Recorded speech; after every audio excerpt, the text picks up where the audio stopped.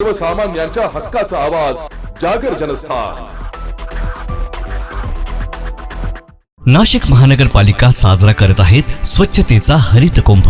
मित्रांनो, आज प्लास्टिकचा वापर हा आपल्या जीवनाचा अविभाज्य भाग झाला आहे, पण यामुळे पर्यावरणाला तर हानी होतेच, शिवाय आपल्या आरोग्यालाही याचा धोका होतो। प्राणी मात्रांचे, जलसाठ्यांचे, पर्यावरण व आरोग्याचे नुकसान होण्यापासून थांबवण्यासाठी प्लास्टिक पिशव्यांना नाही म्हणा, कापडी किंवा कागदी पिशव्यांचा वापर करा। आपल्या छोट्या बदलांमुळे मोठा फरक पडेल, शहरे स्वच्छ व सुंदर होतील। चला, प्लास्टिक मुक्त जीवनशैली स्वीकारूया आणि अस्वच्छतेवर मात करूया।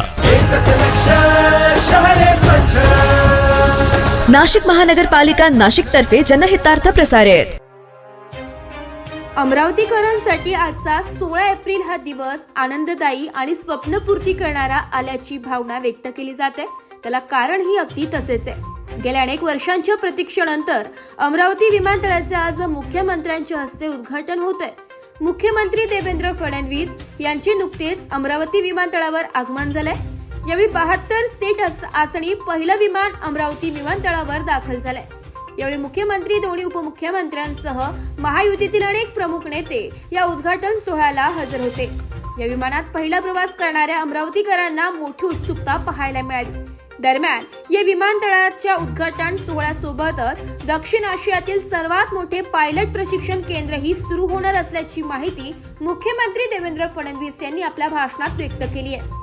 येत्या जुलै महिन्यापासून हे प्रशिक्षण केंद्र सुरू होणार आहे। यावेळी केंद्रीय वाहतूक मंत्री किंजरापू राम मोहन नायडू, केंद्रीय राज्यमंत्री मुरलीधर मोहोळ, मुख्यमंत्री देवेंद्र फडणवीस, उपमुख्यमंत्री एकनाथ शिंदे, उपमुख्यमंत्री अजित पवार, पालकमंत्री चंद्रशेखर बावनकुळे, मंत्री गिरीश महाजन, नवनीत राणा यांच्यासह विरोधी पक्षातील नेतेही या कार्यक्रमाला उपस्थित होते।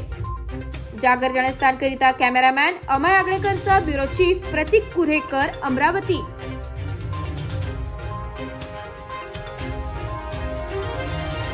नाशिक महानगरपालिकेच्या सार्वजनिक आरोग्य विभागाच्या वतीने जाहीर आवाहन। गुइलेन बॅरे सिंड्रोम अर्थात GBS ला घाबरू नका, पण दक्षता घ्या। पाणी उकळून प्या, स्वच्छ आणि ताजे अन्न सेवन करा। शिजलेले व न शिजलेले अन्न एकत्रित ठेवू नका। लक्षात ठेवा, अचानक पायात किंवा हातात कमजोरी किंवा लकवा, चालताना त्रास किंवा अशक्तपणा, बऱ्याच दिवसांपासून डायरिया अशी लक्षणे आढळल्यास त्वरित डॉक्टरांचा सल्ला घ्यावा व तात्काळ उपचार सुरू करावा। सार्वजनिक आरोग्य विभाग, मनपा नाशिक द्वारे जनहितार्थ प्रसारित।